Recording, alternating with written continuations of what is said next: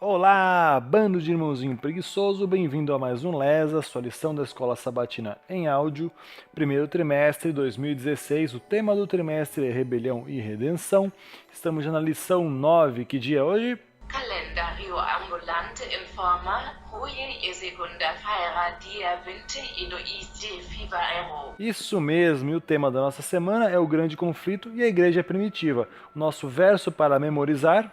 Ao verem a intrepidez de Pedro e João, sabendo que eram homens iletrados e incultos, admiraram-se e reconheceram que haviam eles estado com Jesus.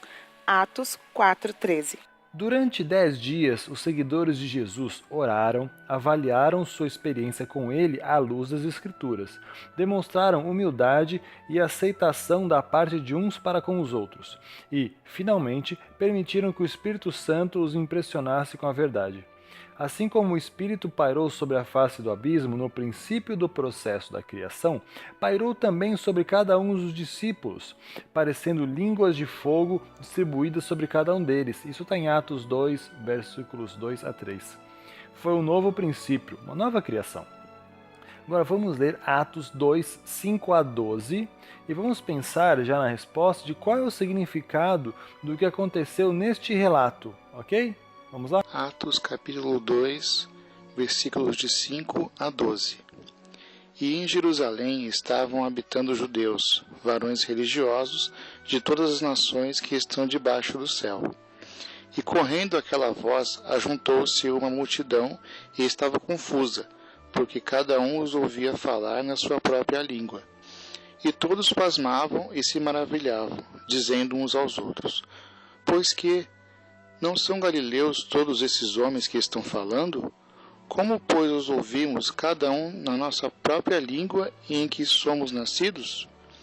Partos e medas, elemitas e os que habitam na Mesopotâmia, e Judéia, e Capadócia, Ponto e Ásia, e Frígia e Panfilha, Egito e partes da Líbia, junto a Cirene, e forasteiros romanos, tanto judeus como prosélitos, cretenses e árabes, todos os temos ouvido em nossa própria língua falar das grandezas de Deus.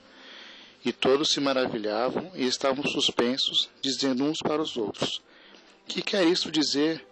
E outros, zombando, diziam: Estão cheios de mosto. É interessante nesse relato que a gente enxerga uma situação que os discípulos falavam e as pessoas ouviam na sua língua materna, ou seja, as pessoas que ouviam nessa língua materna. Então houve uma descomplicação da linguagem naquele momento ali, onde os discípulos de Jesus começavam a falar, homens que eram incultos, eles não poderiam falar, e todas aquelas pessoas de tantos lugares diferentes compreendê-los, mas mesmo assim eles estavam compreendendo. Então esse foi um milagre. E devido a eles estarem falando tão afoitos, até algumas pessoas começaram a falar: não, eles estão embriagados, está acontecendo alguma coisa estranha. Mas é que isso principalmente se falava àqueles que ouviam, mas ouviam sua língua materna, somente os outros judeus presentes. Então, mas quem era estrangeiro se maravilhava e ficava perplexo um para o outro, falando: como isso está acontecendo? Algum tempo após o dilúvio, os habitantes da terra decidiram construir uma torre que alcançasse os céus, lá em Gênesis 11, de 1 a 9. Para impedir esse empreendimento arrogante e insensato, bem como as novas maldades que eles estavam planejando fazer, Deus confundiu sua linguagem comum e os dispersou pela superfície da terra. No Pentecostes, Deus fez o oposto. Ali, ele não viu um grupo de pessoas construindo uma nova Torre de Babel, mas contemplou apóstolos prontos para proclamar as boas novas de que o bem e o mal estavam lutando e que o mal seria um dia banido para sempre. Havia em Jerusalém naquele dia pessoas vindas de todas as nações debaixo do céu. Comparar com a dispersão da Torre de Babel de Atos 2, em Atos 2:5. Elas se ajuntaram perplexas à medida que cada uma delas ouvia sua própria língua sendo falado pelos discípulos. Pedro usou aquilo como uma oportunidade de se dirigir a elas. Falou de um derramamento do Espírito Santo que prepararia as pessoas para se encontrar com Deus. enfatizou a verdadeira missão do Messias e o censurou por crucificá-lo. Então ficaram aflitos em seu coração. E 3.000 pessoas foram batizadas naquele evento, unindo-se aos discípulos.